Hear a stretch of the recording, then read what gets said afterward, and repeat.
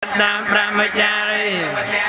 Kaya Kamman Deja Kamman Patekana Patekana Mano Kamman Panitite Patekana Nikatmana Lapan Tate Patekane Abhideo Bodhiya Mole Satchanan Evan Tvan Vijayo Aditya Sajya Mangale Aparajita Palang Kesai Se Patavi Pakarem Visai Kesap Kapotya Nana Kem Pantau Pamau Sena kata semangkalan sebagian soal sekenal semahatan disayatan brahmacari seperti kenang kaya kamang biaja kamang petak kena mano kamang pada dite petak kena dekat mana lapan tate petak kena yang tak bodhiya mole satjanan kewatano ewan brahmaciyo hatiya sedia mangkale aparajita palang kesai se patai pakarem sai kesap kotianan akap mata pematuna kata semanggalan sebabiatan sohatitan sekenal semata yakam brahmacari patekenan kaya kamang biaja kamang patekenan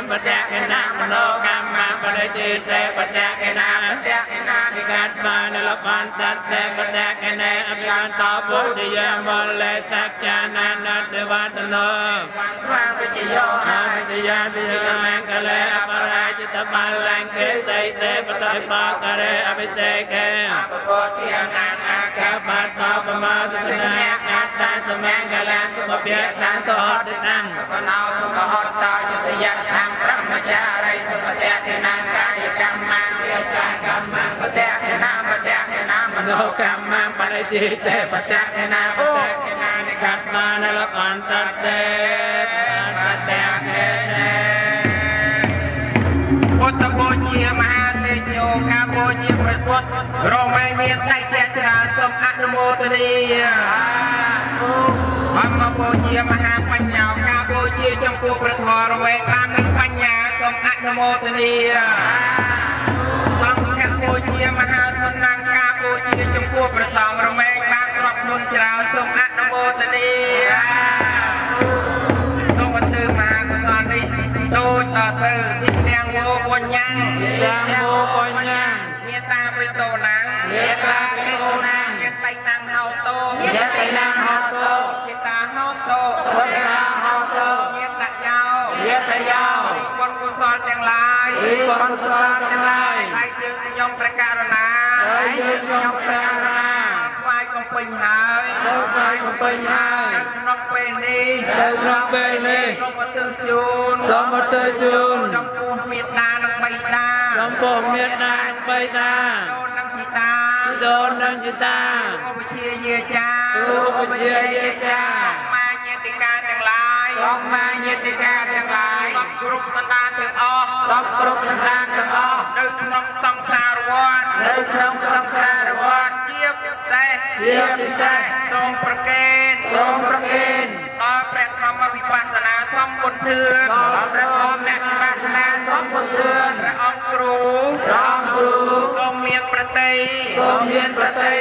ออนุโมทนีคนกุศลทั้งหลายปียังยมประกาศนาจิสกุลทรงอนุโมทนีทรงไม่บานต่อเลยได้ศพจำราญตามสิกายปรารถนานำไปย่างเตียนทรงประตือคนกุศลทั้งหลายนอนพวกเทวดาทั้งหลายเมียนรกเทวดา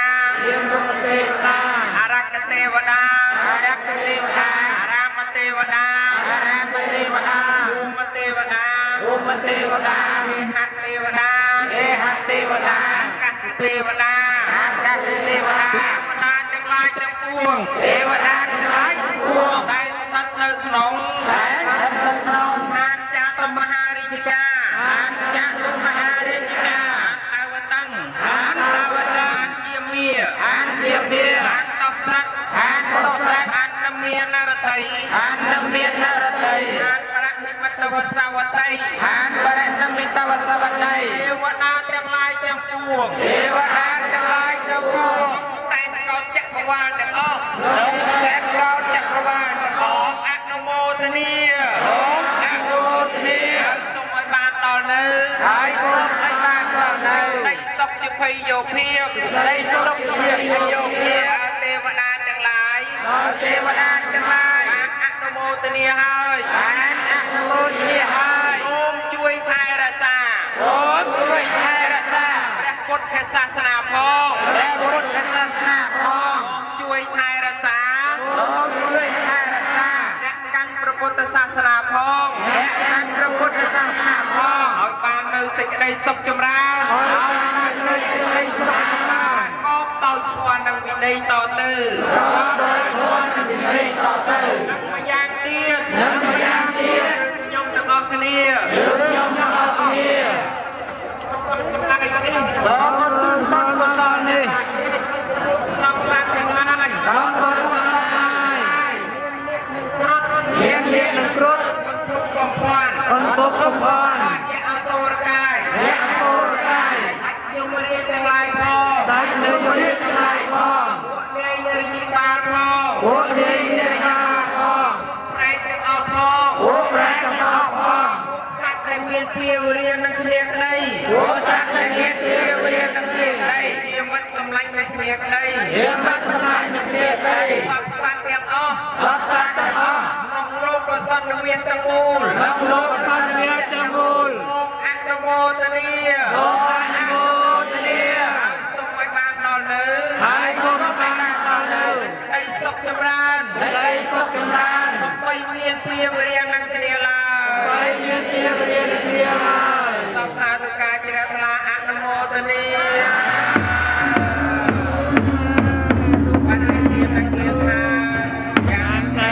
កុសលកម្មកតាទាំងកិរិយាបច្ចកាយេនវេចាមនសាតិកសេសុខតាំកតាំយេសតាសញ្ញិណោអគយេយសតាសញ្ញិណោកតាំបញ្ញបលំមយំសតេពាគិភវន្តតេយេតាំកតាំសវិតិតាំតនាបញ្ញបលំយេយសតាមជានន្តតេវិកន្តវានិវេតយងសតេលោកម្មយេសត្តាជីវន្តាអរហេតបាមនុញ្ញំពោចនាសពេលបន្ទមចេតសា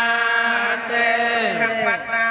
ចនតតាវយបត្តាចនបយសក្បត្តាចនិសមាអន្តសពេពិបានិណោសត្វទាំងឡាយទាំងពួងតែដល់ហើយនៅសេចក្តីទុកសូមឲ្យជាបានសេចក្តីទុកនៅដែលដល់ហើយនៅបីសូមឲ្យជាសានបីទៅដែលដល់ហើយនៅសេចក្តីសោកសូមឲ្យជាបានសេចក្តីសោកទៅវង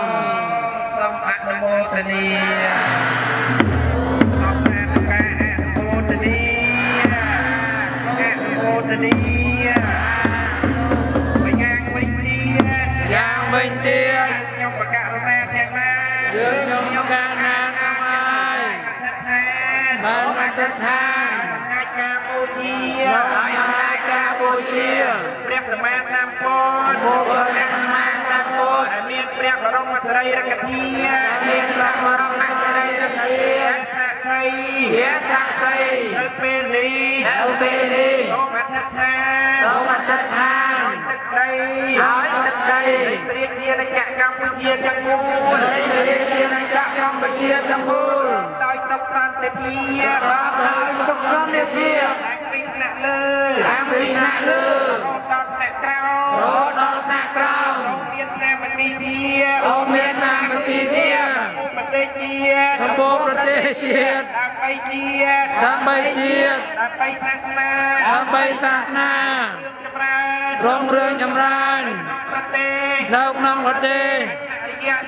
ហើយជារយៈនេះខ្ញុំប្រកាសណាទាំងឡាយយើងខ្ញុំប្រកាសណាទាំងឡាយ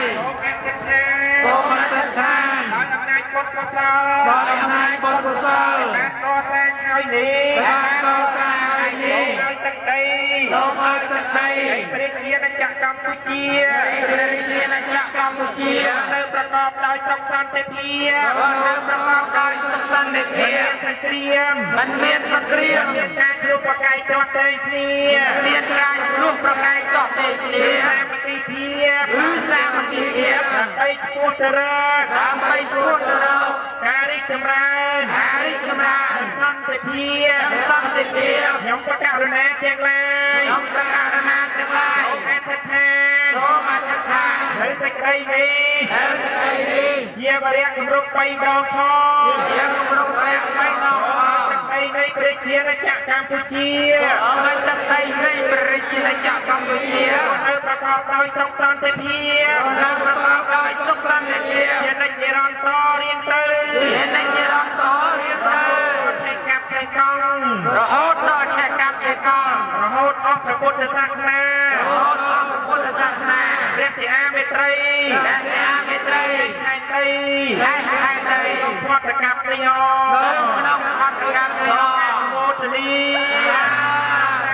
អនុមោទនី